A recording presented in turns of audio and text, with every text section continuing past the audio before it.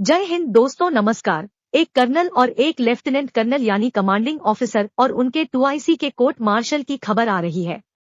वित्तीय अनियमितताओं यानी फाइनेंशियल इरेगुलरिटीज को लेकर कर्नल और लेफ्टिनेंट कर्नल का कोर्ट मार्शल शुरू। रक्षक ही बन गए भक्षक, अब सरकार किस पर विश्वास करे। देश में सबसे ईमानदार सेना के अधिकारियों को माना जाता है, लेकिन अब सरकार का विश्वास टूटने लगा है। घटना आपको याद होगी।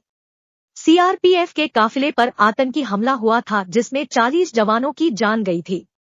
पुलवामा में CRPF के काफिले पर आतंकी हमले के बाद सैन्य ठिकानों में सैंक्शन कुछ रक्षा कार्यों को पूरा करने में प्रक्रियात्मक खामियों और वित्तीय अनियमितताओं के लिए एक इंजीनियर रेजिमेंट के एक कर्नल और एक लेफ्टिनेंट कर्नल के खिलाफ जनरल कोर्ट मार्शल GCM की कार्यवाही शुरू हो चुकी है।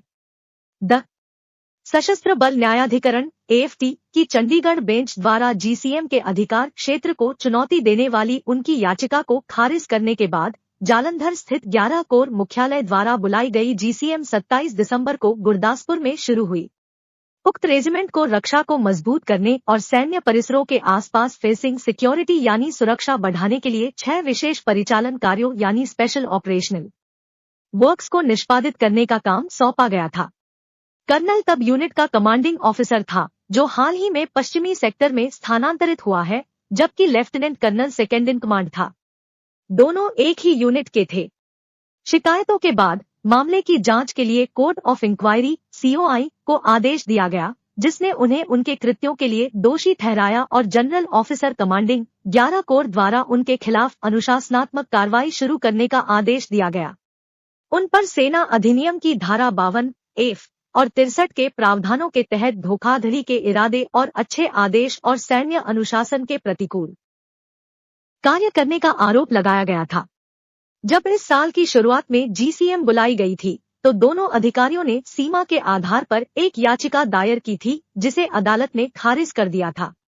इसके बाद उन्होंने राहत की मांग करते हुए AFT के साथ साथ पंजाब और हरियाणा उच्च न्यायालय का दरवाजा खटखटाया।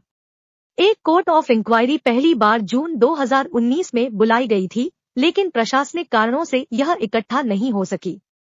जुलाई 2019 में एक और COI का आदेश दिया गया था, जिसके निष्कर्ष सितंबर 2019 में 11 कोर को प्रस्तुत किए गए थे और इसके निष्कर्षों पर निर्देश फरवरी 2020 में जारी किए गए थे। हालांकि AFT की दिल्ली बेंच ने इसे रद्द कर दिया था। जनवरी 2021 में तीसरी COI का आदेश दिया गया था, लेकिन प्रशासनिक कारणों से इसे रद्द कर दिया गया और चौथी COI कुछ दिनों बाद बुलाई गई, जिस पर सितंबर 2021 में निर्देश जारी किए गए, जिससे वर्तमान परीक्षण शुरू हुआ। उन्होंने AFT के समक्ष दलील दी थी कि 3 साल की सीमा की अवधि उस तारीख से शुरू होती है जब सक्षम प्राधिकारी को कथित अपराध का ज्ञान प्राप्त हुआ था, जो इस मामले में सितंबर 2019 था, जबकि मुकदमा वास्तव में 3 साल की अवधि से काफी आगे शुरू हुआ था।